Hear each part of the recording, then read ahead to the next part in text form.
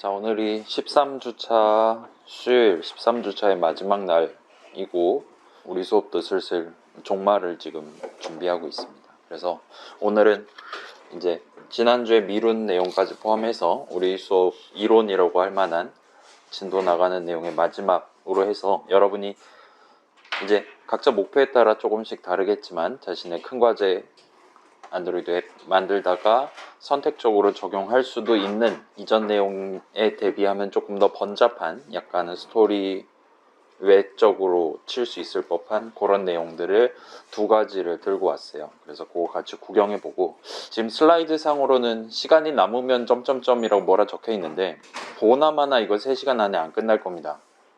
그렇긴 한데 최대한 빠르게 진행하고, 그 다음에 오늘부터 여러분 큰 과제 프로토타입 초기 버전에 해당하는 앱을 이제 다음 주까지 진행하면서 약 한 주 내지 조금 더 긴 시간을 들여서 같이 한번 구성을 해보는 쪽으로 넘어가 보도록 할게요. 아무튼 그래서 스타트를 해보도록 합시다.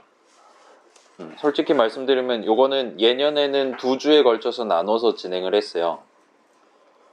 그래서 뭐 작년이나 재작년 같은 경우에는 이제 요 비동기 작업이라는 2부 내용을 진행하고, 그때 남는 시간에 이제 우리가 지난주에 했었던 목표 잡고 이런저런 협의 진행하는 것까지 하는 걸로 계획을 하고 들고 갔더니 목표 잡는 시간이 여유가 별로 없더라고요. 그래가지고 올해는 조금 순서를 바꿔서 저 2부 내용을 한 주로 미뤄서 들고 오기로 하고, 그 다음에 1부 내용, 지금 어댑터라는 친구가 오늘 등장할 예정인데 이 친구는 온라인 시대에는 쿨하게 뺐습니다.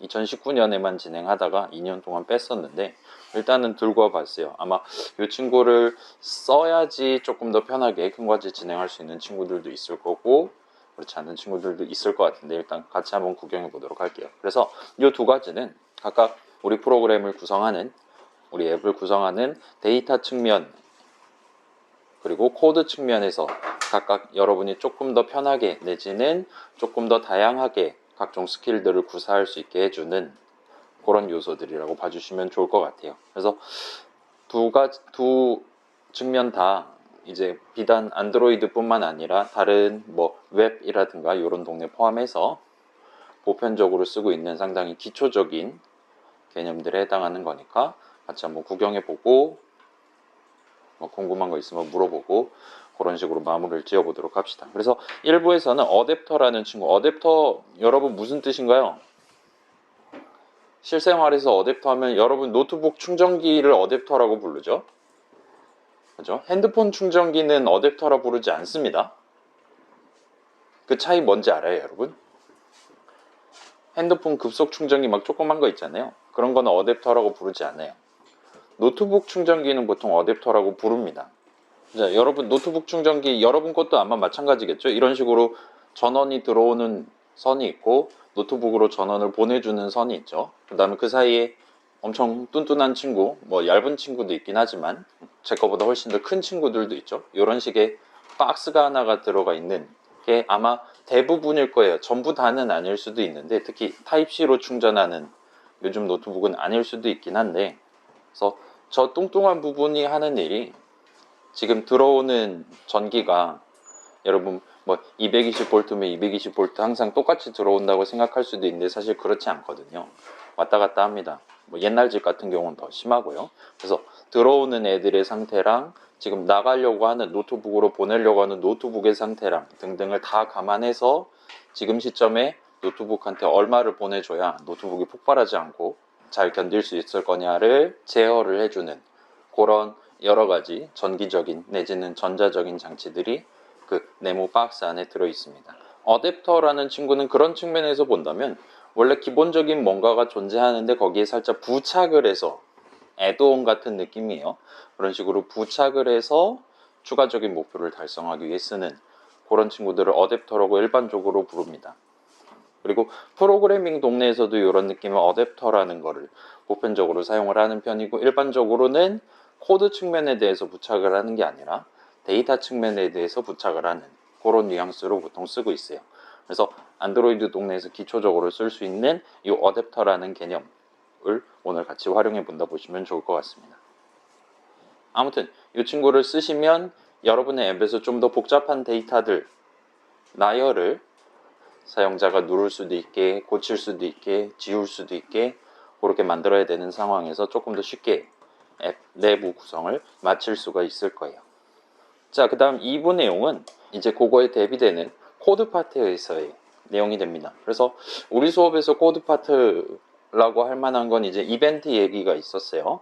그래서 여러분은 어떤 버튼을 사용자가 클릭했을 때, 눌렀다가 띄었을 때, 내지는 뭐 어떤 에디 텍스트의 텍스트 어트리뷰트가 변경됐을 때와 같이 기본적으로는 사용자가 손가락으로 뭔가 작업을 했을 때, 유효한 작업을 했을 때 구체적으로 어떤 내용물을 실행해야 되냐, 어떤 코드를 실행해야 되냐와 같은 식으로 동일한 문장이라 하더라도, 동일한 선언 문장이라 하더라도 그거를 어떤 메서드 정의 중괄호 안에 넣냐에 따라서 이 앱의 전체 실행 흐름에서 어떤 시점에 그런 코드들을 실행할 것이냐를 여러분이 결정 짓는 셈이었어요. 그래서 일반적으로는 언제 실행할 거냐, 코드 실행을 야기하는 그 주체가 사용자한테 있었습니다. 녹색 화살표를 포함한다면, 그러니까 앱 자체를 켜는 거를 포함한다면 거의 다 사용자가 뭔가를 눌렀을 때에 해당하는 친구들이었어요. 근데 여러분이 원한다면 그렇지 않은 상황에서도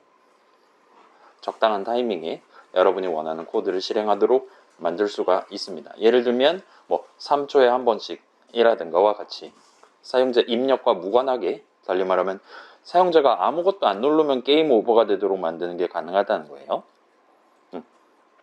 그래서 그런 느낌으로 코드 실행의 시점을 보다 자유롭게 가져가는 역시나 보편적인 방법을 2부에서 같이 확인을 해볼게요. 그래서 그 정도까지 진행하면 일단 1부가 끝나고 쉬는 시간을 가질게요. 그 다음에 2부까지 끝나면 아마 퇴근이 하고 싶을 겁니다.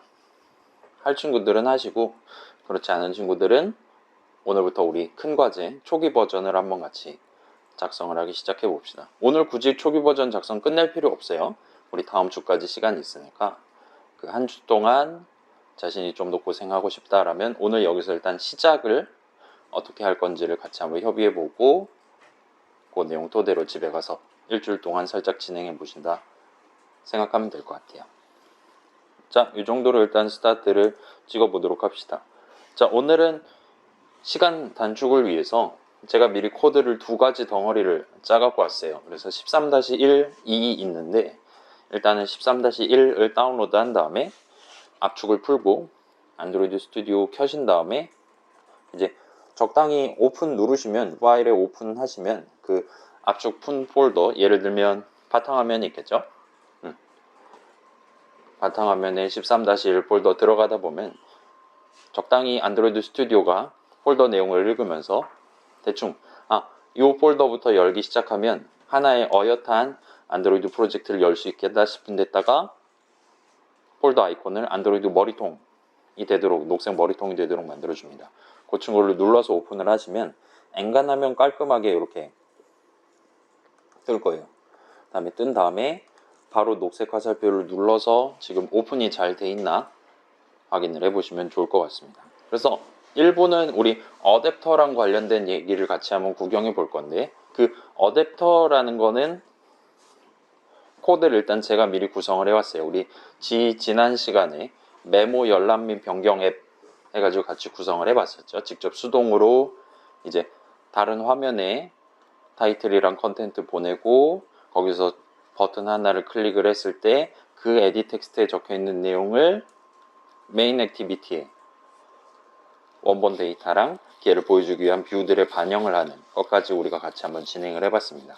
그거를 어댑터를 부착해서 진행할 수 있을 만한 느낌이 되도록 코드를 제가 미리 구성을 해왔어요. 그래서 여러분이 오픈을 잘 하셨다면 조금 기다렸다 실행하면 이렇게 메모 목록 선택하려면 누르세요 하고 메모가 3가지가 뜰 겁니다. 그 다음에 밑에는 버튼을 3개를 만들어 놨어요. 새 메모, 그 다음에 적용, 지우기 같은 느낌으로 버튼 3개 마련해 놨고, 여긴 지금 에디 텍스트가 2개가 있습니다. 제가 지금 요 노트북 해상도를 그지같이 해놔갖고 잘 보이지 않긴 한데, 아무튼 여러분 노트북에서 훨씬 더 깔끔하게 보이고 있을 거예요. 그래서 잘 열어주시고 일단은 계속 진행을 해볼게요.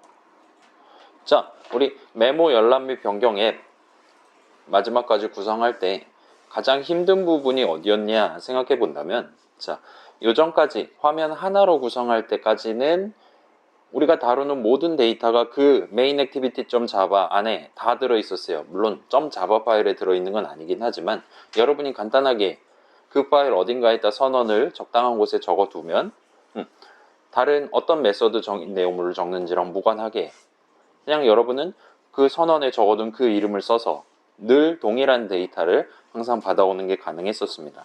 근데 화면을 여러 개를 다룬다, 액티비티 여러 개를 써서 앱을 구성한다라 하면 기본적으로는 액티비티들 개개인은 하나하나의 액티비티 인스턴스들은 동시에 하나만 화면 위에 떠 있을 것이고, 그렇지 않은 친구들은 알아서 적당히 냉동실에 들어가 버리는 걸 볼 수 있었어요. 그렇기 때문에 다른 액티비티를 위해서 마련해 놨었던 일종의 원본 데이터 같은 것들을 edit activity라든가 또 다른 액티비티에서 가져와서 사용하는 건 기본적으로는 어렵고, 그렇기 때문에 우리가 막 뭐 intent에다가 뭐 put extra를 해서 담아서 보내네, 거기서 이제 반송해 갖고 나한테 보내준 인텐트 내용물을 까가지고 원본을 수정하네, 거기다 플러스 그렇게 수정된 원본을 사용자도 확인할 수 있도록 화면 위에 떠있는 뷰에다가 반영을 하네 마네 와 같은 작업들을 우리가 직접 진행을 해봤었고, 그게 매우 힘들었습니다. 물론 이제 메모 열람 및 변경 앱이 어려운 근본적인 이유는 메모를 여러 개를 다룰 수 있기 때문이에요. 메모를 딱 하나만 다룰 수 있다, 그럼 그냥 스트링 값 2개 보내고 2개 받아서 텍스트 뷰 2개 갱신하면 끝나는 겁니다. 근데 이제 그 당시에는 우리가 항상 메모를 3개만 다뤘지만, 여러분이 지금 만들려고 하고 있는 큰 과제 목표 같은 경우는 당연히 사용자가 어떻게 하냐에 따라 예를 들어 일기장에 한 줄을 추가한다든가 하는 식으로 데이터의 개수가 그때그때 달라질 수 있기 때문에 구체적으로 사용자가 방금 전에 어떤 번째 데이터를 고쳤냐 등등부터 시작해서 여러분이 하나하나 차근차근 반복 구조를 쓰든 뭘 하든 해가지고 정확히 이번에 다루려고 하는 그 데이터만 변경하고 걔가 반영될 그 뷰들만 어트리뷰트를 변경하고와 같은 복잡한 작업을 수행을 해야 됐었어요. 그렇게 내부 데이터들, 원본 데이터랑 걔를 화면에 표현하기 위한 뷰들, 우리는 리니어 레이아웃으로 해서 한 덩어리로 썼었죠. 아무튼 그 두 가지를 각각 일종의 페어로서 다루는 게 아마도 가장 어려웠을 겁니다. 그래서 우리가 그 당시에 만들지는 않았지만 새로운 메모를 추가할 때도 양쪽 다 추가를 해줘야 돼요. 화면에도 리니어 레이아웃 하나 추가해야 되고, 당연히 원본 데이터도 new 메모 해가지고 하나를 추가해야 될 겁니다. 변경할 때도 마찬가지고, 메모 하나가 증발하거나 하면 뷰도 화면상의 뷰 항목 하나도 증발을 시켜줘야 돼요. 근데 자, 우리가 실질적으로 핸드폰으로 쓰는 앱들 대부분은 그런 식으로 데이터들 여러 개를 다룰 수 있도록 설계가 돼 있단 말이에요. 간단한 뭐 뉴스 볼 수 있는 앱이라든가 아니면 뭐 메신저 앱이라든가 등등 대부분 우리가 딱 하나의 값만 보기 위해, 예를 들면 그런 거 있죠. 요즘 자주 쓰는 거, 우리 학교 수강 신청 서버의 시계가 지금 몇 시 몇 분이냐 그런 거 확인하는 거 있죠. 그래서 여러분이 실제로 눈에 보는 거는 그냥 지금 몇 월 며칠 몇 시 몇 분입니다 라는 거 하나만 보는 거죠. 물론 그런 서비스를 제공하기 위한 서버에서는 이제 전국 각지에 있는 대학교 서버들의 시간들을 다 유지를 해가면서 여러분들한테 선택적으로 나눠드리는 작업을 하긴 할 텐데, 아무튼 그렇습니다. 그래서 자, 이러한 불편함을 타개하는 방법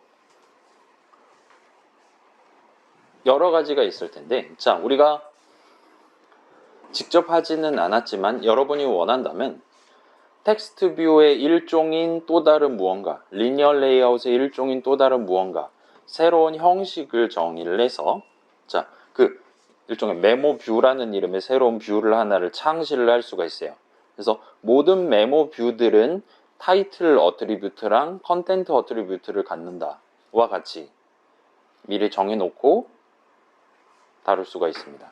그렇게 하면 우리가 굳이 메모를 보여주기 위한 리니어 레이아웃 과 텍스트 뷰 2개랑 메모 자체에 해당하는 메모 형식 인스턴스랑을 두 개를 따로 다룰 필요가 없게 돼요. 그냥 메모 뷰 하나를 애드 뷰한다 하면 그냥 그 화면에 보이는 그 뷰가 그대로 원본 데이터가 돼버리는 겁니다. 와 같이 구성하라는 것도 가능해요. 아마 제가 20대였다면 이런 방식을 여러분들한테 안내를 했을 겁니다. 근데 요즘 회사에서는 아무도 이렇게 쓰진 않는 것 같더라고요.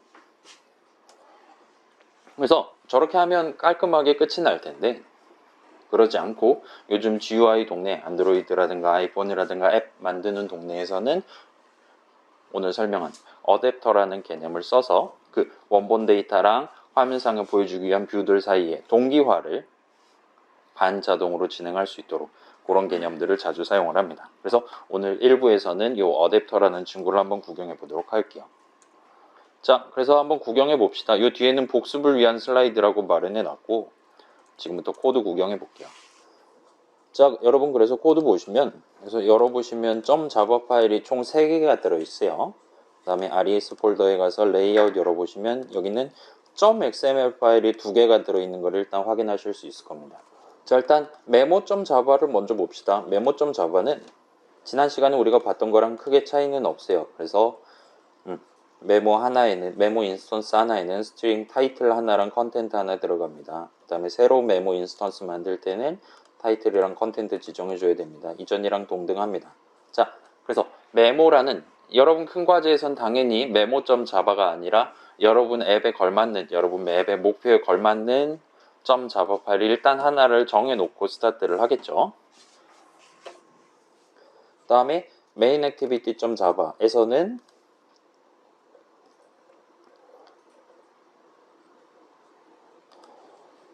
이제 스크롤을 밑으로 조금 내리시면 오늘 우리가 같이 수행할 목표를 순서대로 일단 지금 마련을 해놨어요. 그 다음에 현재 에뮬레이터로 나오는 여러분 핸드폰에서 나오는 화면상으로는 지금 화면에 지금 메모 3개가 눈에 잘 보이고 있고 그 다음에 메모 중에 하나를 선택할 수 있게 한번 만들게 되겠죠. 그렇게 선택한 다음에 지금 고른 메모의 제목이랑 내용을 밑에 있는 edit 텍스트를 가지고 변경할 수 있게 구성할 수 있는 것 같고 그 다음에 버튼이 3개가 있는데 여러분이 원한다면 새로운 메모를 추가하거나 아니면 메모 하나를 골라둔 상태에서 걔 제목이랑 내용을 edit 텍스트로 변경한 다음에 적용 버튼을 눌러서 이 화면상에 보이는 그리고 원본 데이터 그 자체 메모를 변경할 수도 있게 만들고 그 다음에 어떤 메모 하나를 선택한 상태에서 지우기 버튼을 누르면 가장 오른쪽 버튼을 누르면 그 메모를 원본 데이터랑 화면상에서 날려버리는 것까지 진행할 수 있게 만든다 보시면 될 것 같습니다. 그래서 그걸 우리가 순서대로 하나씩 진행을 할 예정이에요. 자, 일단 이런 구조로 우리가 만들 예정이고 얘를 지금 제 목표는 약 1시간 안에 끝내고 쉬는 시간을 갖는 거예요. 그래서 지금 여기는 그 오늘 설명할 어댑터라는 친구에 대한 내용들을 미리 작성을 해놨다 보시면 될 것 같습니다. 그래서 메모 어댑터.java라는 친구가 있어요. 이 친구를 일단 한번 열어봅시다. 자, 우리 main activity.java에서 새로 정의하는 새로운 형식 main activity라는 형식은 activity의 일종이었어요. 화면상에 띄울 수 있는 화면의 일종인데 요번 AP13-1의 메인 화면에 적합한 내용물은 이런 것들을 가져가야 된다와 같이 구성을 하는 셈이었습니다. 그래서 잠깐만요. 요건 저만 다시 볼게요. 이제까지 봤던 우리가 그렇게 신경 쓰진 않았지만 이 중괄호가 지금 우리 이 앱의 메인 화면은 이런 식으로 구성할 것이다. 내용물을 지금 구성하고 있는 거란 말이에요. 그래서 메인 액티비티라는 형식, 새로운 형식을 지금 내용물을 정의하기 시작하고 있고 걔는 화면에 보여주기 위한 액티비티의 일종이다와 같은 느낌으로 뒤에 톨을 이렇게 달고 스타트를 했었습니다. 자, 메모.java는 그렇지 않았죠. 메모는 화면의 일종도 아니고 뭐 어댑터 일종 그런 것도 아무것도 아니에요. 그렇기 때문에 익스텐즈 어쩌고 어쩌고가 없었습니다. 메모는 그냥 메모입니다.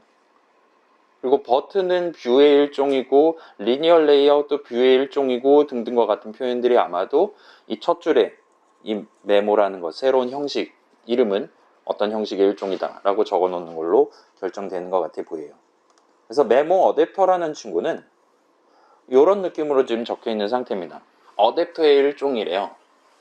그 다음에 뒤에는 잘 모르겠지만 뭐 그러려니 합시다. 그 다음에 리사이클러 뷰 어댑터라고 지금 나와 있는 걸 볼 수 있어요. 자, 리사이클러 뷰라는 친구가 지금 처음으로 등장했는데, 우리 지금 녹색 화살표 눌렀을 때 화면에 메모 3개를 보여주고 있었죠. 그 메모 3개를 보여주고 있는 .xml 파일 가서 한번 확인을 해보시면 지금 이 친구는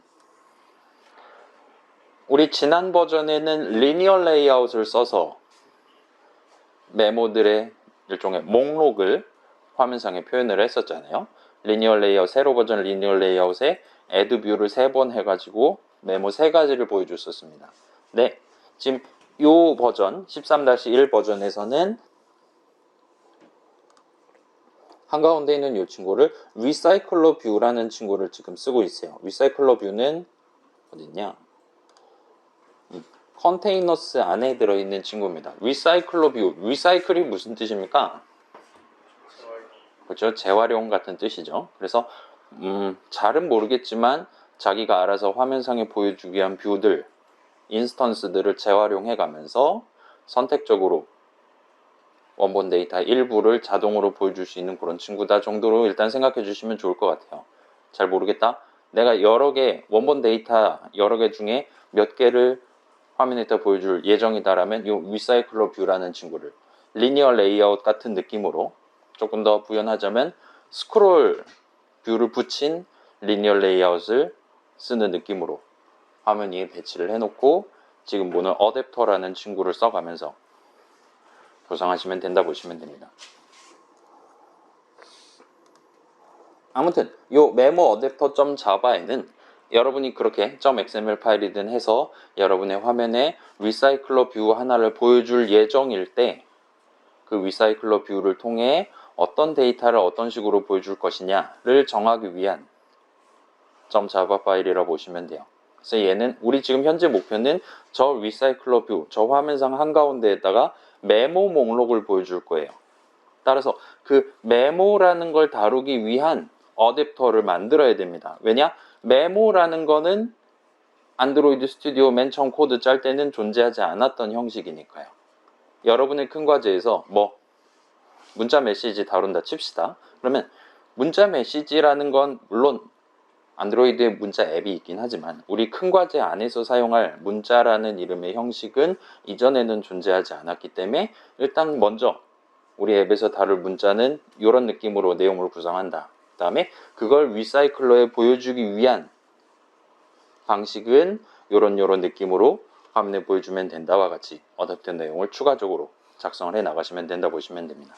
자, 내용은 되게 어렵게 설명했는데 여러분 일단은 이 .java 파일은 여러분이 만약에 어댑터 개념을 자신의 앱에 적용을 한다면 얘랑 비슷한데 여러분의 원본 데이터 형식에 맞게 고쳐서 써야 되는 친구예요. 그래서 일단 지금 투두 태그 보시면 대거로 큰 과제와 같은 느낌으로 해서 여러분 쓰시려면 이 부분 이렇게 고치면 됩니다와 같이 일단 주석을 남겨둔 상태입니다. 자, 그 내용을 참고해서 같이 한번 구경을 해봅시다. 그래서 이제 다양한 방법이 있겠지만 우리 큰 과제 수준에서는 우린 지금 인터넷에서 뭔가를 다운로드 해오는 건 아니니까 원본 데이터라고 말할 만한 뭔가는 이 어댑터 .java 안에 넣어두시면 돼요. 그래서 지난 시간에는 main activity .java에 memos라고 해서 어레이 리스트 만들어 갖고 했었는데 여기서는 어댑터에다가 집어넣어 버리셔도 됩니다. 어댑터 안에 원본이 그냥 있는 거예요. 그 다음에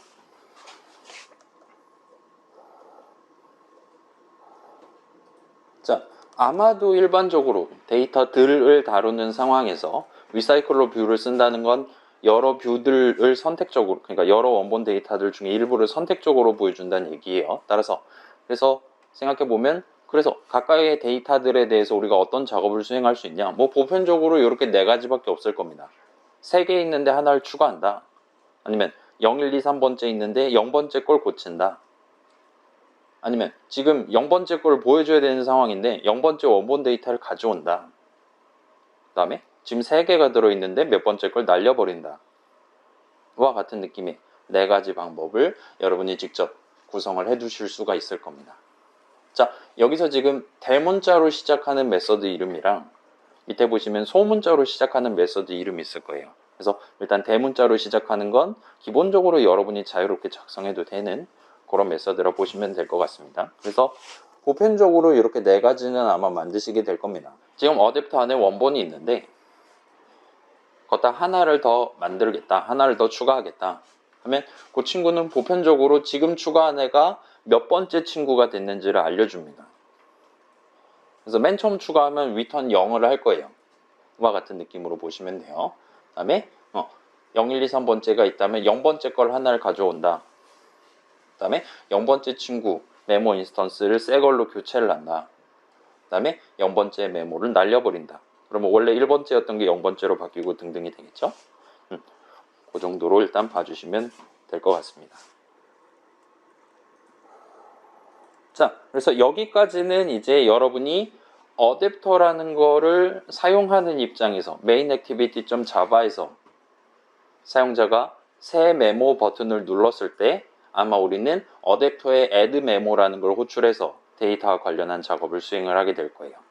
와 같이 보시면 될 것 같아요. 자, 요 밑에 있는 코드는 일단은 크게 고치진 않아도 괜찮아요. unbind view holder라는 느낌으로 지금 on으로 스타트를 하는 걸 봐서 얘는 지금 이벤트 핸들러인 것 같습니다. 그 다음에 bind view holder, view holder가 이제 아마 명사가 되겠죠. view holder입니다. 홀더가 무슨 뜻입니까? 말 그대로 홀드하는 놈이죠. 뷰를 붙잡고 있는 놈을 새로 바인드를 할 때 호출되는 메서드인 것 같아 보입니다. 그래서 지금 인수 보면 홀더가 있고 그 다음에 포지션이 있어요. 그래서 0번째 친구, 원본 데이터 0번째 거를 보여줘야 되는 상황인데 그 0번째 데이터를 보여주기 위해 보여준다라는 건 어떤 뷰 인스턴스를 원한다면 새로 만들어서 걔의 컨텐트, 걔의 어트리뷰트를 원본 데이터에 각각의 뭐에 걸맞는 식으로 세팅을 하는 느낌이 되겠죠. 자, 그런 상황에서 이 메서드가 호출된다 보시면 돼요.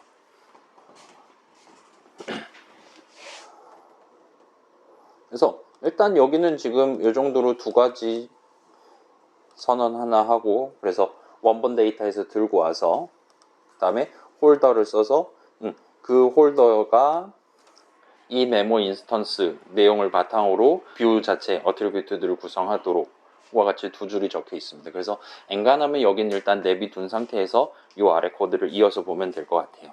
자, 그 다음에 요거는 역시나 그냥 대충 이런 느낌으로 구성만 해두시면 될 것 같습니다. 그래서 총 원본 데이터가 몇 개 있나를 알 필요가 있을 때 이 친구가 호출될 거예요.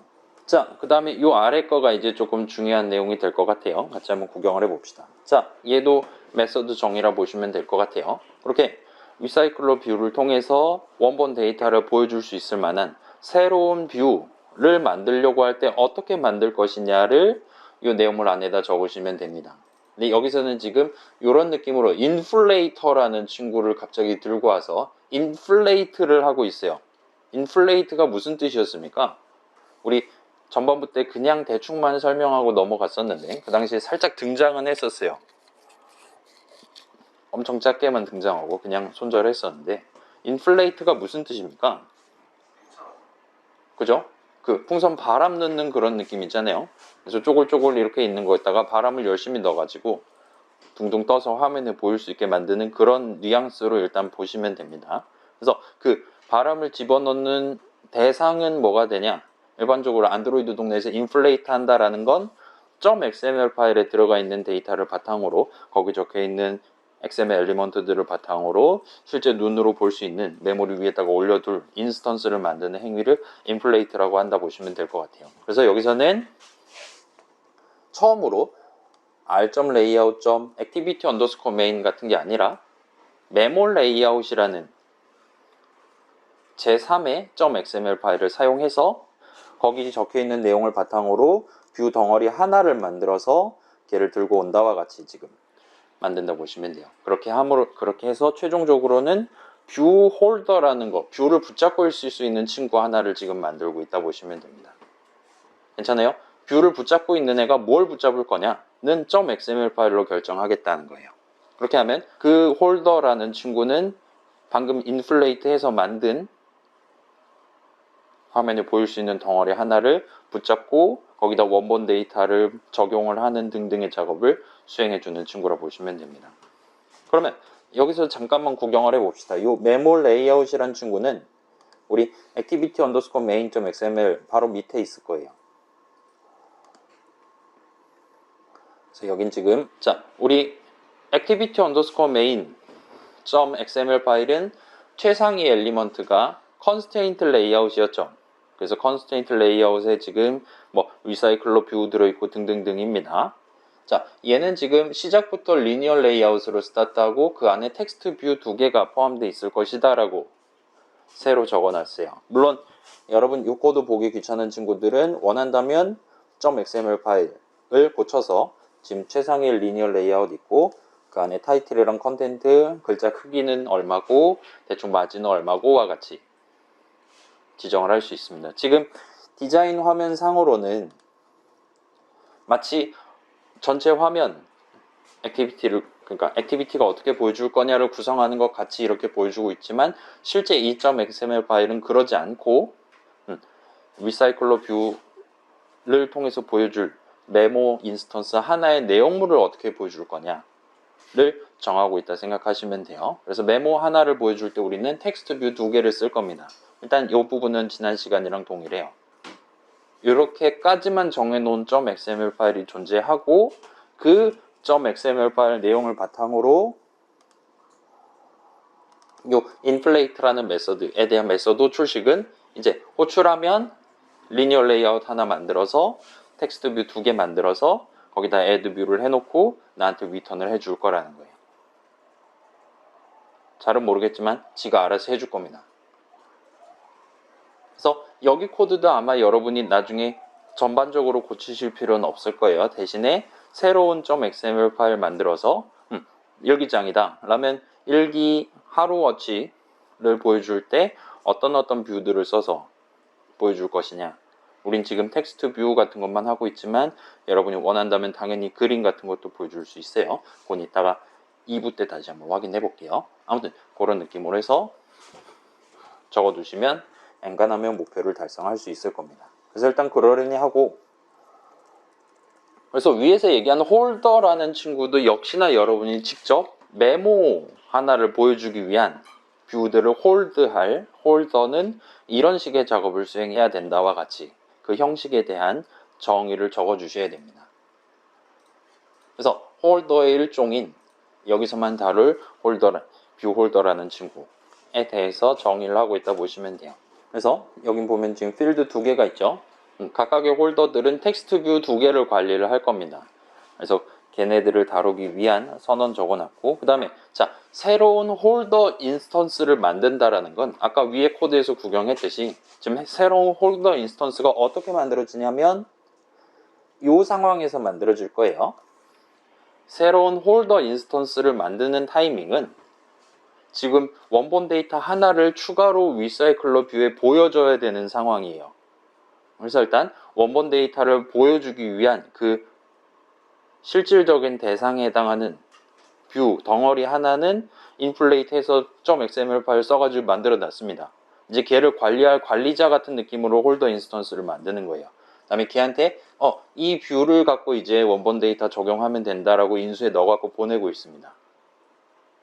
그 상황에서 이제 아래 코드로 내려가 봅시다. 얘가 구체적으로 뭘 호출하냐를 지금 본다 보시면 돼요.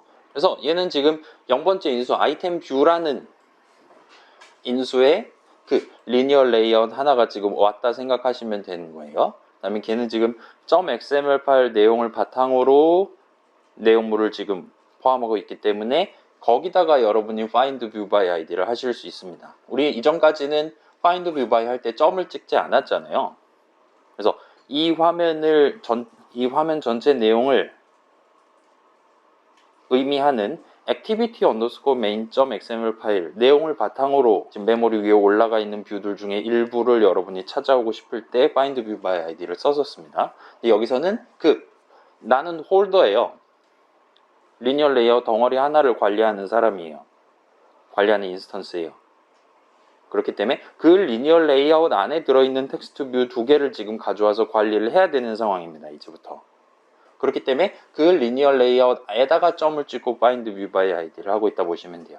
그 다음에 여기선 지금 그래요. 그렇게 텍스트 뷰 인스턴스 두 개 일단은 미리 find 해 오는 거 코드가 있고, 그 아래에는 이제 그 각각의 메모 하나를 보여주기 위한 그 뷰를 사용자가 클릭을 했을 때 우리가 구체적인 작업을 수행해야 되기 때문에 그거랑 관련한 걔를 눌렀을 때 어떤 코드를 실행할 거냐와 관련한 내용물을 여기다 적어놨다 보시면 됩니다. 일단 다행히도 이 부분은 여러분이 굳이 고치실 필요는 없을 거예요. 그냥 이대로 사용하시면 됩니다.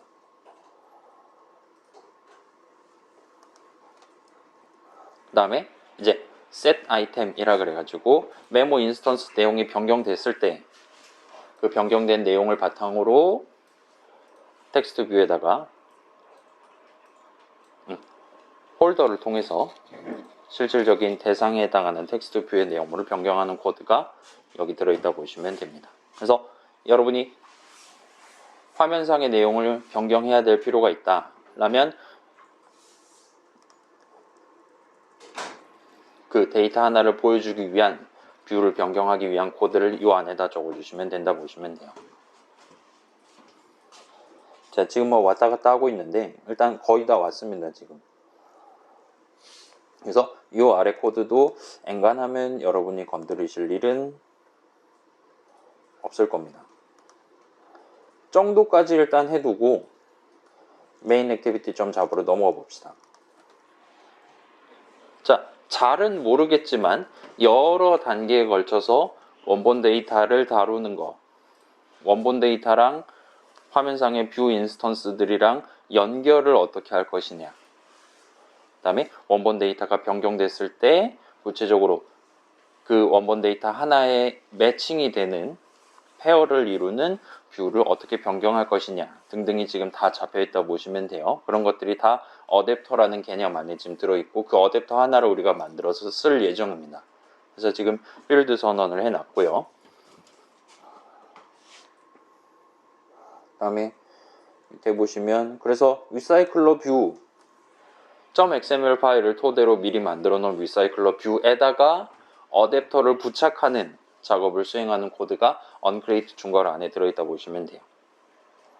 괜찮아요? 우리 뭐 이벤트에 대한 리스너 부착하듯이 이 리사이클러 뷰에 대한 어댑터 우리가 .java 파일 별도로 해가지고 만들어 놓은 그 어댑터 인스턴스를 부착하는 코드가 여기 살짝 이어져 있다 보시면 됩니다. 자, 이 부분까지는 일단 아마도 여러분 대부분 동등하게 적으실 거예요. 그래서 리사이클러 뷰 자체는 리니어 레이아웃도 아니고 프레임 레이아웃도 아니고 컨스트레인트 레이아웃도 아닙니다.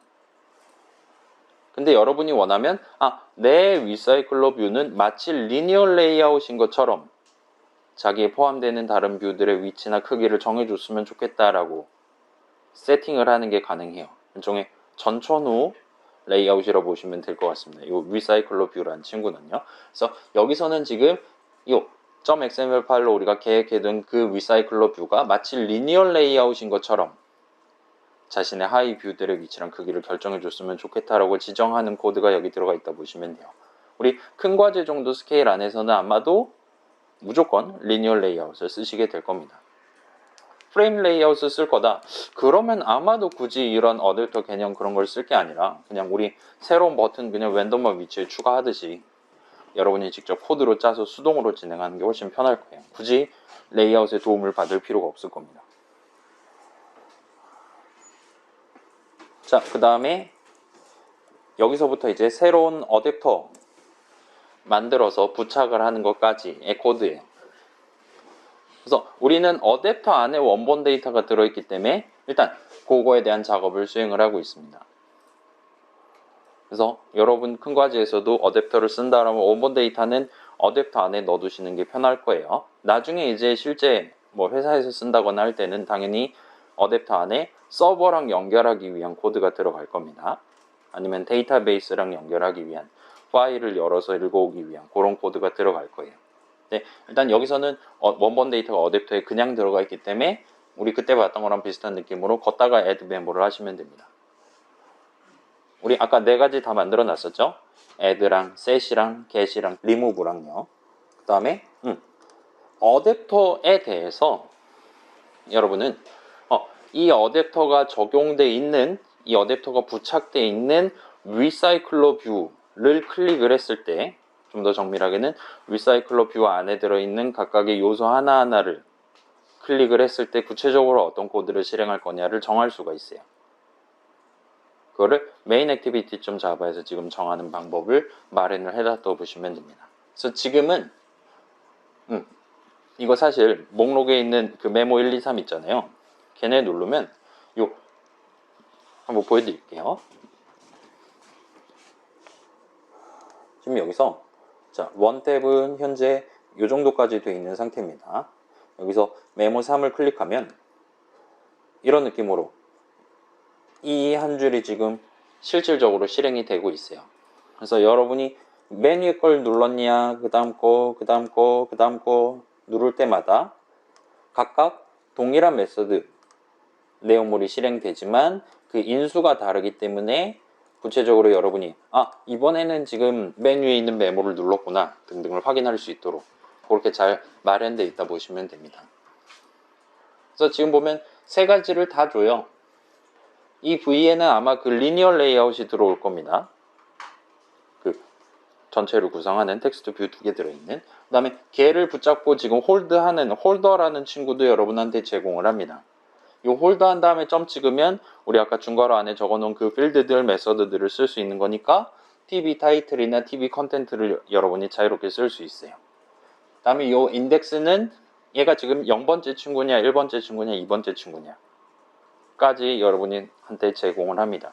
얘네들 중에 자유롭게 활용하셔서 진행하시면 되고, 여기서는 지금 홀더를 써서 조금 더 편하게 제목을 보여주고 있었던 그 텍스트 뷰의 텍스트 어트리뷰트를 들고 와서 걔를 가지고 메시지를 만들어서 로그를 지금 찍고 있는 걸 볼 수 있어요. 아무튼 여러분은 이제 이 어댑터를 써서 화면을 구성을 할 때, 관리를 할 때 그 어댑터로 관리하고 있는 리사이클러 뷰 안에 들어있는 요소 하나를 누를 때 무슨 코드를 실행해야 되냐를 이 안에다 적절히 적어주시면 됩니다.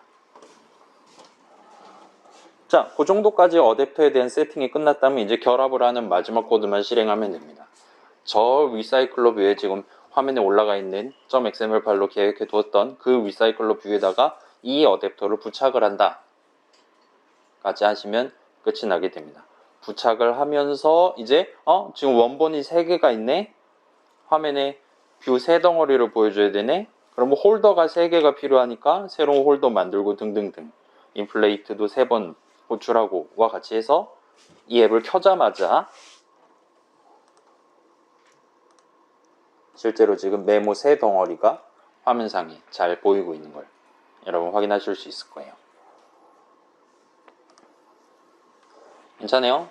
여기까지가 이 앱을 처음 켰을 때 수행되는 작업들입니다. 잘 모르겠잖아요. 이거 자, F로 1년차 때는 이 기말고사를 봤어요. 네, 이젠 기말 안 봅니다.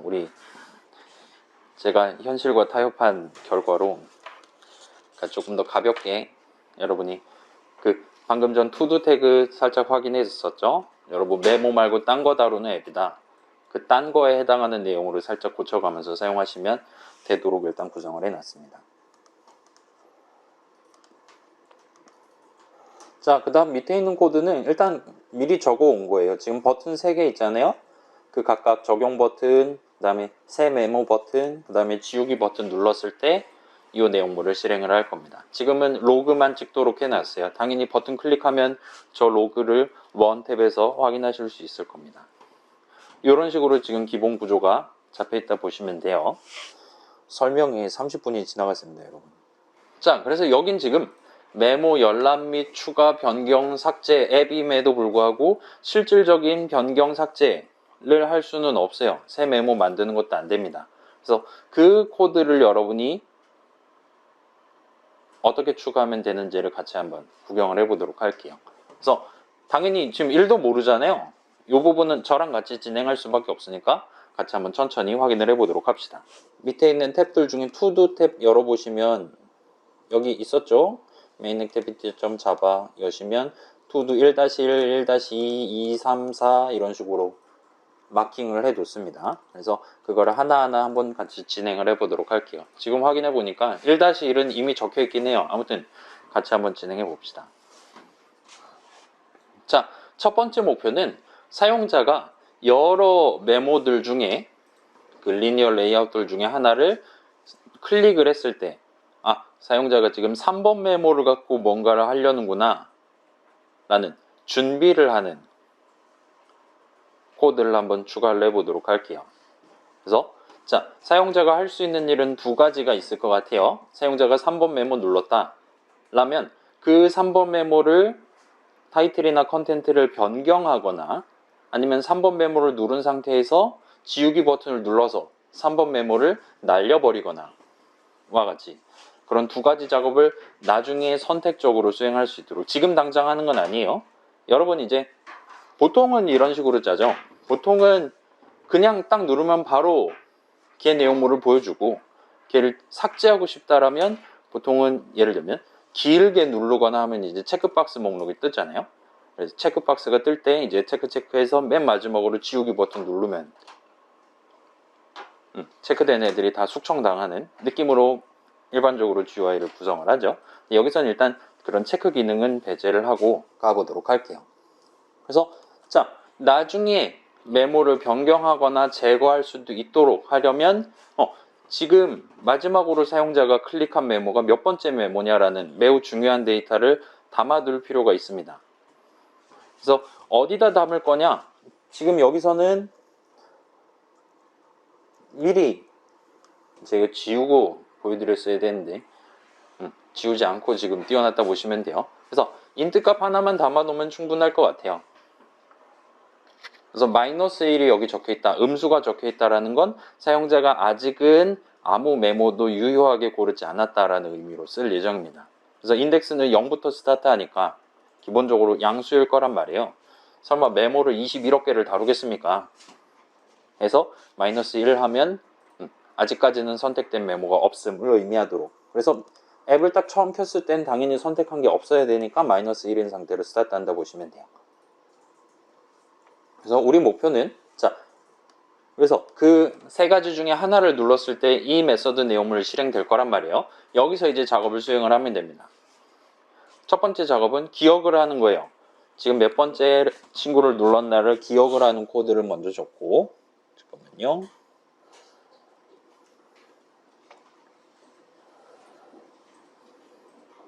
좋아요. 그래서 요 1-2 코드 적을 부분 엔터 쳐가지고 여기서 이제 작업을 수행을 해보도록 합시다. 첫 번째 작업은 아까 그 이름 정해놨던 idx 어쩌고 필드에다가 지금 사용자가 클릭한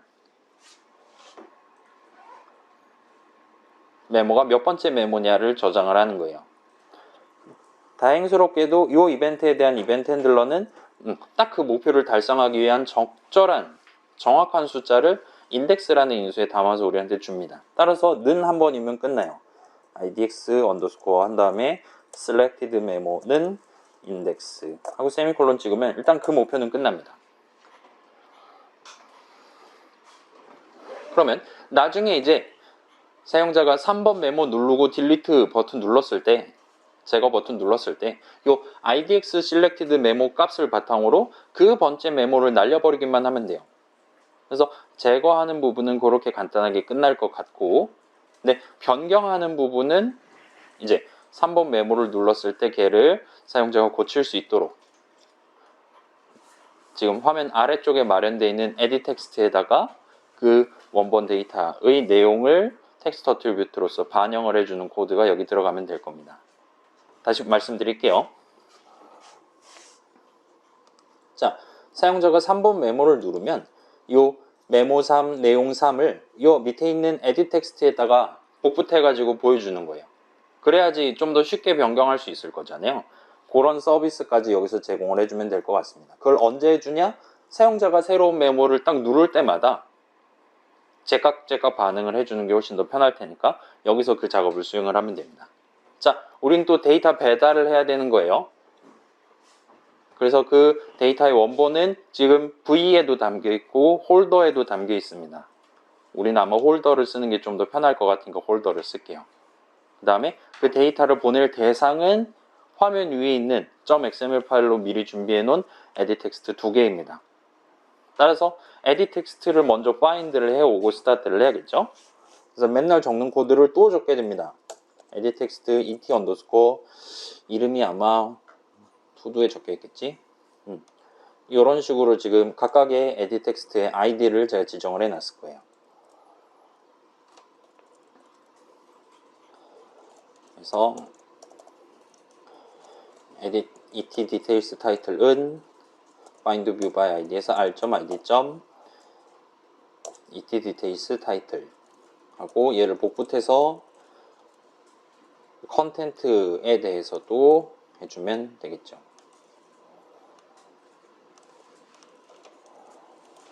그럼 이제 우리가 데이터 배달을 하기 위한 시작점이랑 끝점이 준비된 셈이 됩니다. 시작점은 홀더에다 담겨 있고 배달의 대상은 방금 찾아왔어요. 그럼 이제 set 텍스트 2번 하면 끝이 나게 되는 겁니다. 그죠? et details title .set 텍스트 하고 그 다음에 홀더 한 다음에 점 찍으면 tb 타이틀 텍스트 뷰가 있을 거고 get 텍스트 하고 잘 모르겠지만 toString까지 해주시면 되겠죠.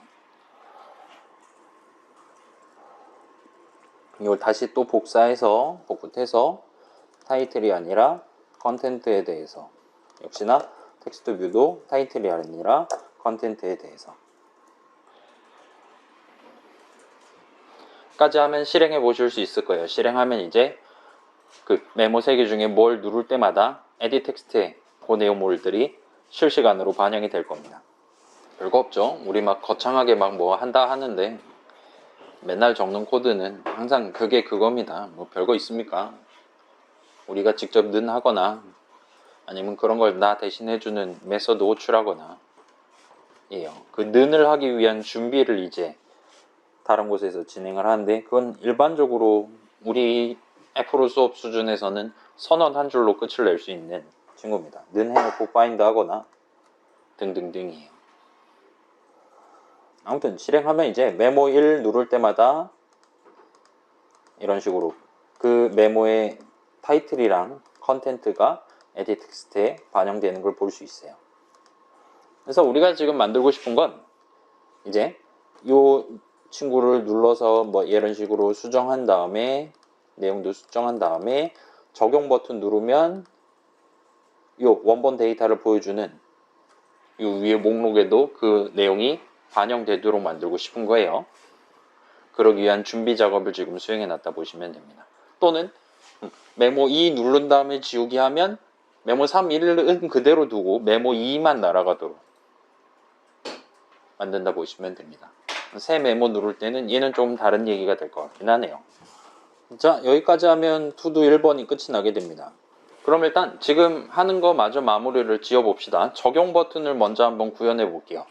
자, 사용자가 그 가운데 버튼 적용 버튼을 눌렀을 때 만약에 선택한 메모가 존재한다면 위에 거 3개 중에 아무거나 하나를 이미 눌렀었다면 적용 버튼을 눌렀을 때 그 시점의 에딧 텍스트의 각각의 텍스트 어트리뷰트를 원본 데이터의 타이틀이랑 컨텐트가 되도록 변경하고 그거를 화면에도 반영을 하는 작업을 수행하면 돼요. 이게 난관이었죠. 어려웠습니다. 근데 여기서는 간단하게 진행할 수 있을 거예요. 일단 언제 그 작업을 수행할 거냐는 미리 구성을 해놨어요. 어플라이 버튼을 눌렀을 때 해당 작업을 수행할 예정이니까 여러분 투두 탭 해서 투두 넘버 2 적을 부분으로 오셔서 지금부터 한번 코드를 작성을 해보도록 합시다. 자, 일단 우리는 사용자를 믿을 수가 없습니다. 사용자가 메모 1, 2, 3 중에 아무것도 안 누른 상태로 적용 버튼 누를 수도 있어요. 근데 그러면 우리는 무슨 메모를 내용물을 변경할 것이냐가 결정되지 않았기 때문에 아무 작업도 할 수가 없습니다. 필요한 데이터가 다 마련되어 있지 않으니까 그때는 적용 버튼을 클릭을 해도 무시를 하도록 할게요. 그래서 무시를 하기 위해서 우리는 여기다 일단 커다란 분기 구조 하나를 넣어야 될 것 같습니다. 그래서 if 한 다음에 탭 치면서 스타트를 해보죠. 자, 주석은 저만 적을게요. 이미 선택한 메모가 있을 때만 작업을 수행합니다. 그 다음에 사용자가 그 3개 중에 아무거나 클릭할 때마다 우리는 지금 0번째 골랐음, 1번째 골랐음이라는 중요한 데이터를 세이브를 해두도록 미리 코드를 짜뒀단 말이에요. 따라서 그 세이브해둔 데이터가 뭐냐에 따라서 여러분은 지금 이 목표를 달성하기 위한 true 또는 false가 적당히 나오는 조건식을 적을 수가 있습니다. 어떻게 적으면 돼요? 그 IDX 어쩌고저쩌고에 담겨 있죠. 그래서 사용자가 0번째 거 골랐다면 그 값은 0일 겁니다. 근데 아직 아무것도 안 골랐다라면 얘는 마이너스 1, 음수일 거예요. 그래서 음수냐 내지는 그냥 마이너스 1이냐와 같이 적으시면 됩니다. 근데 우리는 없을 때가 아니라 있을 때만 작업을 수행해야 되니까 느낌표는 하시면 되겠죠. selected 메모가 마이너스 1이 아닐 때만 해서 중괄호 열고 닫고 하면서 스타트를 해봅시다.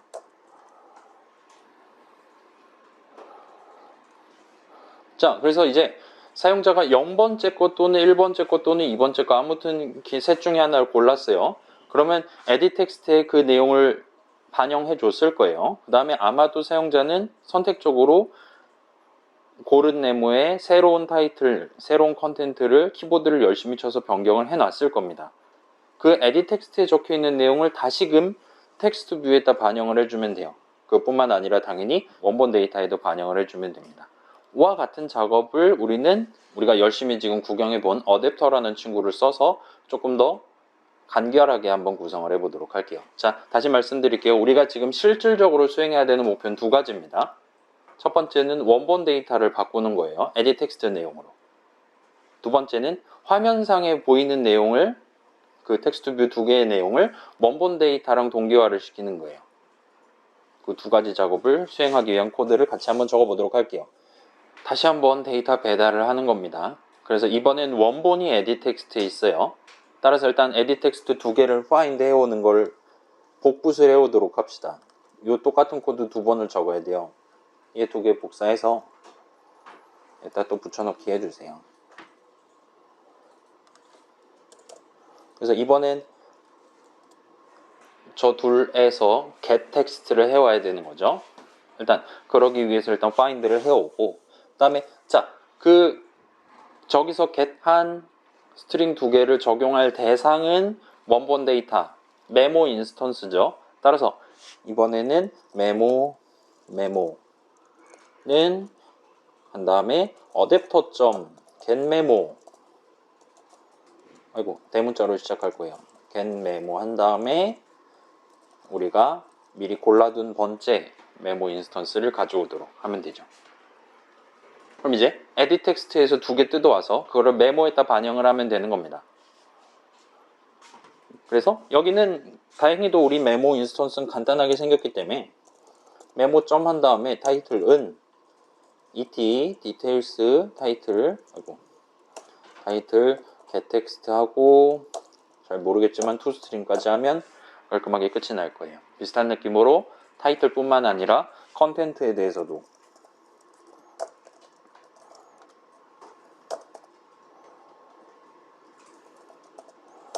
동등하게 진행하실 수 있을 겁니다. 괜찮아요? 뭐가 괜찮습니까? 자, 늘 해왔던 데이터 배달을 한 거예요. 이번에는 edit 텍스트에 있는 화면상의 edit 텍스트의 내용을 원본 데이터에 일단 보내는 것까지 성공했습니다. 근데 그걸 원본 데이터를 바탕으로 화면에 표현하기 위한 리사이클러 뷰는 아직까지 이것만 가지고는 갱신이 안 돼요. 여기서 여러분이 한 줄을 더 치시면 됩니다. 자, 이제 목표는 한 가지가 남았어요. 원본 데이터가 바뀌었습니다. 그렇기 때문에 화면도 바뀌어야 돼요. 이전까지는 우리가 그 코드를 수동으로 작성을 했는데 어댑터라는 친구를 쓰면, 자, 일단 여기까지 잘 적으셨습니까? 원본을 고치셔야 됩니다. 그 다음에 어댑터하고 점 찍으시면 이제 소문자예요. 이번에는 notify 어쩌고저쩌고 라는 친구들이 여러 가지가 있을 거예요. 여기서 notify item changed라는 친구가 있습니다. 그래서 어댑터한테 일을 시키는 거예요. 지금 원본 데이터 몇 번째 거 바뀌었으니까 그 몇 번째 친구를 화면에 보여주고 있다면 그 화면에 보여주는 걸 관리하는 홀더를 시켜서 각각의 텍스트 어트리뷰트, 그 텍스트 뷰 두 개의 텍스트 어트리뷰트를 변경하도록 적절한 코드를 실행해 줘야 된다라고 얘기를 해주면 됩니다. 그래서 이렇게 노티파이 할 때는 여러분은 인덱스 값을 주면 돼요. 그래서 방금 0번째 메모 원본 바뀌었으니까 신경 써줘라 라고 한 줄만 적어주면 됩니다. 여기까지 하면 또 실행해 보실 수 있을 거예요. 저도 해볼게요. 메뉴에 꼭 골라서 그 다음에 23123 내용 23123 까지 하고 적용 버튼 누르면 이런 느낌으로 메모 123 변경되는 걸 볼 수 있습니다. 심지어 애니메이션 효과도 보여줄 거예요. 메모가 싹 하면서 123 등등으로 바뀝니다. 다시 한번 변경해 보세요.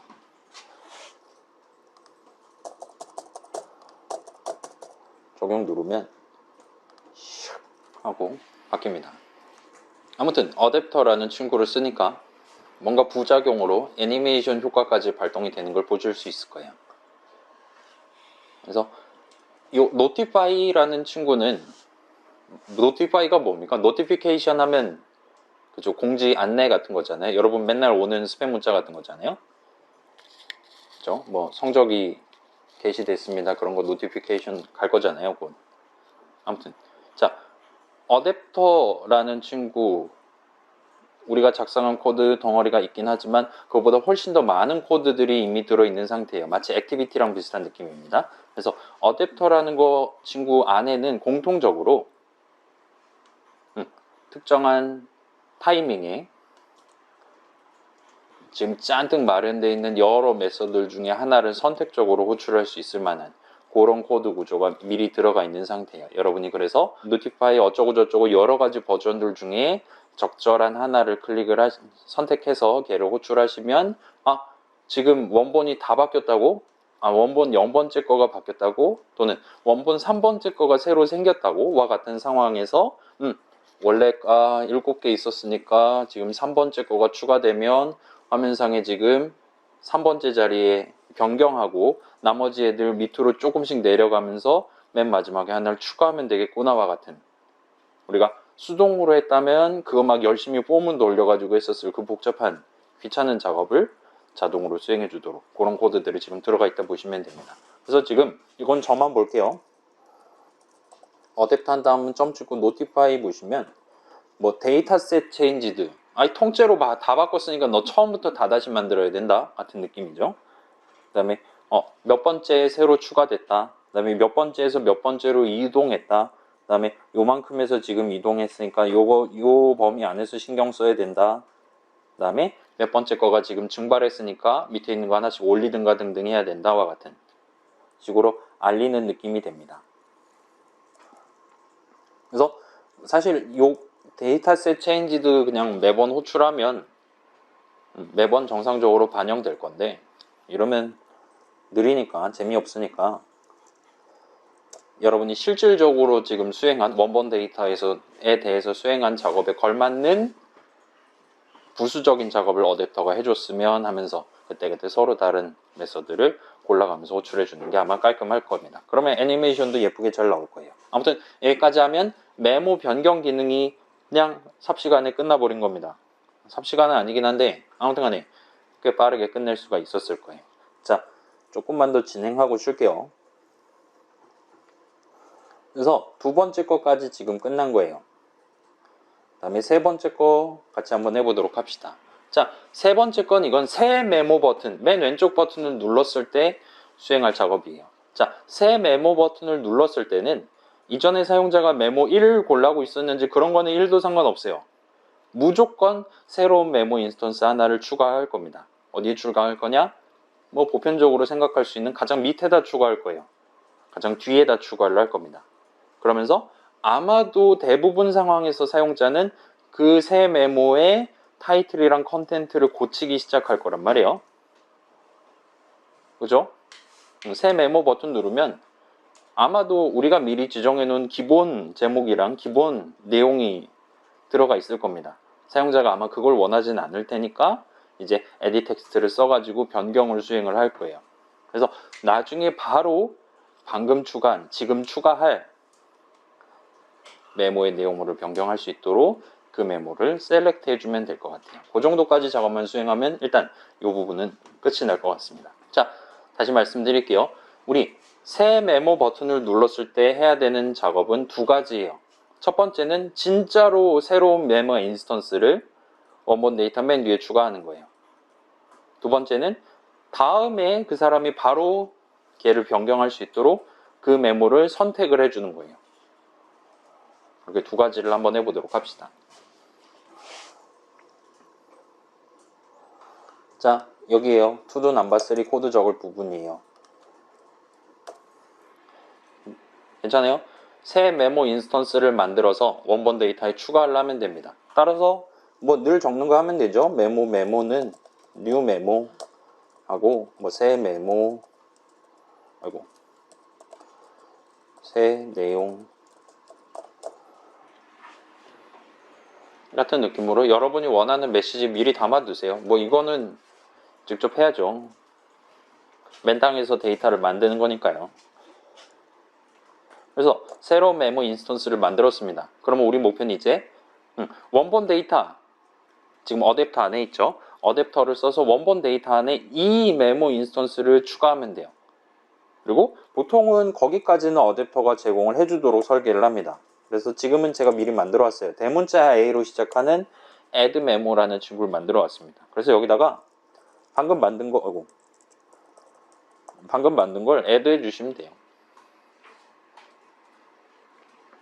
여기까지만 하면 일단은 첫 번째 목표는 달성이 됩니다. 두 번째 목표는 나중에 사용자가 원하면 바로 이 메모, 지금 제목은 새 메모고 내용은 새 내용이라 적혀있는 걔를 바로 변경할 수 있도록 얘를 셀렉트 해주는 코드가 이제 남았어요. 근데 그러려면 방금 전 추가한 메모가 몇 번째 메모로서 지금 들어가 있는지를 알아야 되는 거잖아요. 그렇기 때문에 대부분 상황에서 이 add 메모란 친구는 그 값을 리턴을 해줍니다.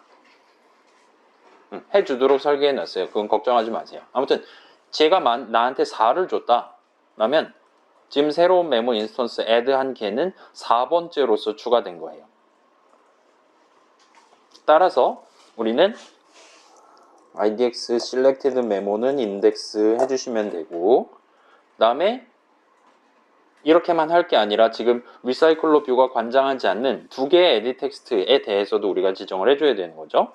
그래서 그 부분까지는 위에 적혀 있었으니까 요 1-2 코드 적을 부분 내용을 복사해서 들고 오신 다음에 여기죠. 투두 넘버 3 코드 적을 부분 아래에다가 붙여 넣은 다음에 타이틀은 새 메모, 컨텐트는 새 내용과 같이 구성을 해주면 될 겁니다.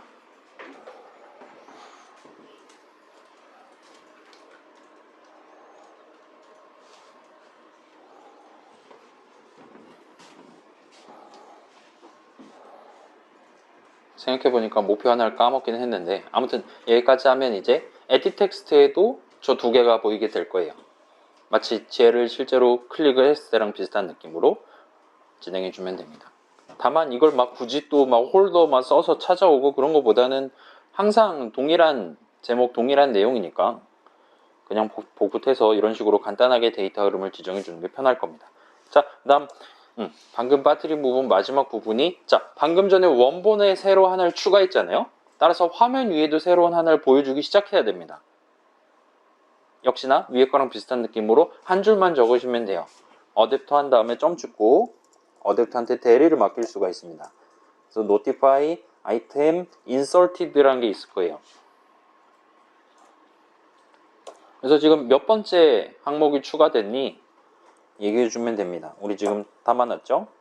여기다 담아주면, 여기다 해주면 돼요. 또는 그냥 인덱스 해주셔도 되겠죠? 방금 원본에 추가했는데 4번째 추가했대. 너도 지금 4번째 항목 새로 만들어갖고 애니메이션 적당히 해서 리사이클러 뷰에 새로 보여주면 된다라고 공지만 보내면, 통보만 하면 끝이 나게 되는 겁니다. 바로 실행해 보실 수 있을 거예요. 저는 지금 화면 해상도를 작게 해놔서 그 추가하는 과정 애니메이션 보여드리기가 어려울 건데, 여러분 노트북에서는 아마 깔끔하게 잘 보일 겁니다. 한번 해볼게요. 잘 나오네요. 이런 식으로 버튼 누를 때마다 새 메모가 추가되고, 스크롤도 지금 자동으로 반영되어 있는 걸 볼 수 있어요. 매번 추가할 때마다 새 메모, 새 내용, 새 메모, 새 내용이 열심히 추가됩니다. 그 다음에 얘네들 중에 아무거나 하나 골라서 변경하는 것도 가능하고요. 그 다음에 새 메모 누른 직후에 바로 내용을 변경하고 적용 버튼 누른다면 아마 보편적으로 기대했을 가장 마지막으로 추가한 메모의 내용물을 변경하는 쪽까지 정상적으로 잘 진행될 거예요.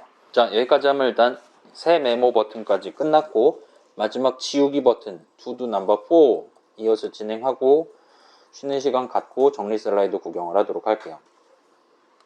자, 마지막 지우기 버튼이에요. 제거 버튼, 딜리트 버튼입니다. 리무브라고 하는 게 맞았을 것 같긴 해요. 자, 변경할 때랑 비슷한 느낌이에요. 메모 하나를 지울 수 있게 해주는 건데, 그러려면 기본적으로는 사용자가 이미 어떤 메모를 지울 거냐를 골라놨었어야 됩니다. 그렇기 때문에 그런 메모가 없다라면 역시나 아무 짓도 안 해도 될 것 같아요. 일단 그런 커다란 분기 구조를 먼저 세워야 될 것 같고, 그럼 이제 사용자가 선택한 메모가 존재한다면 걔를 원본 데이터에서도 날리고요, 걔를 화면상에서도 샥 하고 지워버리면 될 것 같습니다. 그렇게 두 가지 작업을 수행하면 돼요. 여기서 지금 데이터 배달은 필요가 없는 거죠. 원래 10개 있던 걸 9개로 만드는 거기 때문에 그 마지막으로 제거하는 데이터 내용을 뭐 어디다가 뭐 백업을 하네, 그런 작업 우리는 안 할 거기 때문에 여기는 코드가 간단하게 끝이 나게 될 것 같아요. 그래서 to do number 4 코드 적을 부분입니다. 커다란 이 부분에서 역시나 스타트를 해요. 그 다음에 IDX에 지금 그 중요한 데이터를 담아놓고 있죠. 얘가 마이너스 1이면 안 되는 거예요. 마이너스 1이면 고른 게 없는 겁니다. 그 다음에 첫 번째 작업을 먼저 해봅시다. 첫 번째 작업은 어댑터 remove 메모 하시면 돼요. 그 다음에 선택한 메모를 지우는 거니까 그 중요한 데이터를 담아서 호출하면 됩니다. 그 다음에 이제 화면을 갱신을 하는 건 adapter.notify item removed라고 있어요. 여기도 비슷하게 방금 전에 IDX 번째 거가 날아갔다 라고 통보를 해주면 됩니다. 일단 기본적으로는 이 두 가지 문장만 실행하면 목표 달성이에요. 근데 이전이랑 동등한 느낌으로 이제 edit 텍스트는 어떻게 변경할 거냐, 3개가 있는데 0번째 걸 지웠어요. 그럼 이제 그 시점부터는 사용자가 몇 번째 메모를 선택했는 걸로 간주를 할 거냐, 는 이거는 이제 앱마다 특성이 조금 다를 것 같아요. 어떤 앱은 새로 0번째가 된 친구 내용을 edit 텍스트에 다시 보여주는 느낌으로 갈 수도 있을 거예요. 그러니까 아까 맨 앞에 거 골랐다 지웠어요. 그럼 이제 원래는 그 바로 아래에 있던 애가 맨 위로 올라온 거잖아요. 사용자가 여전히 그 맨 앞에 걸 고른 걸로 간주가 되도록 IDX 값은 그대로 두되 edit 텍스트 내용이 이제 새로 올라온 친구의 내용이 되도록 변경하는 식으로 진행하는 방법이 있을 거고요.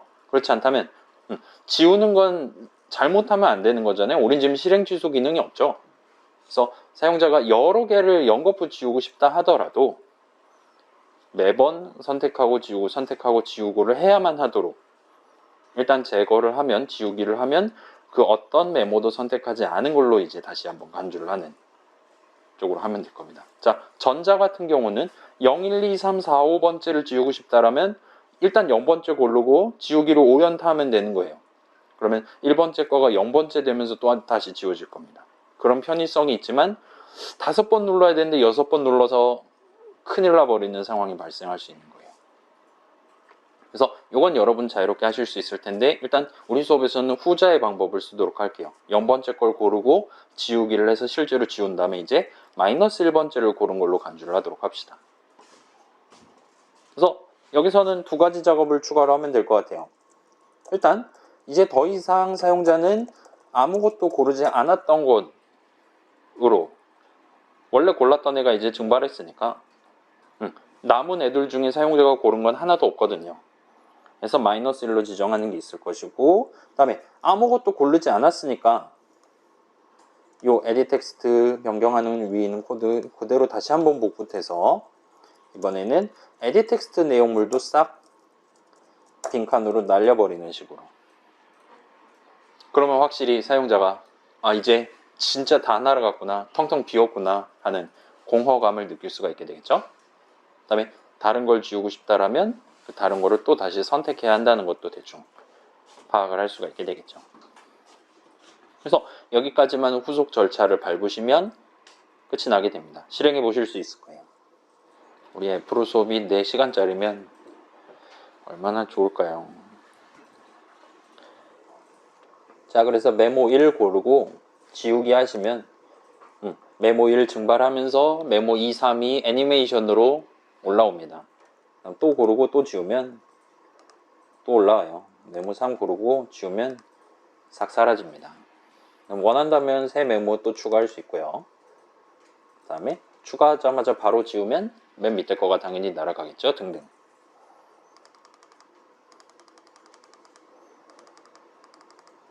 그래서 제 기억이 맞다면 얘네들 클릭할 때마다 아마 조금 색깔이 바뀐다던가 하는 애니메이션이 들어가 있을 겁니다. 지금 프로젝터 상으로는 해상도 때문에 잘 안 보이는데 아무튼 그런 기능까지 자동으로 해주는 것 같아요. 리사이클러 뷰라는 친구가, 내지는 거기다 어댑터를 붙여가지고 활용을 할 때는요.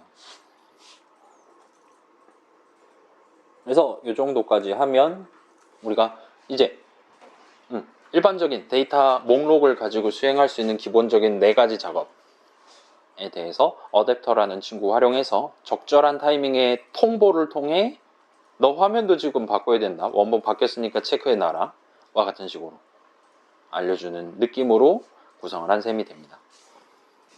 그래서 이 정도까지 구경해보고 잠깐 쉬었다가 요거 정리 슬라이드랑 2부 내용, 2부는 간단하게 끝낼 수 있을 거예요. 그래서 진행하고 퇴근을 하도록 합시다.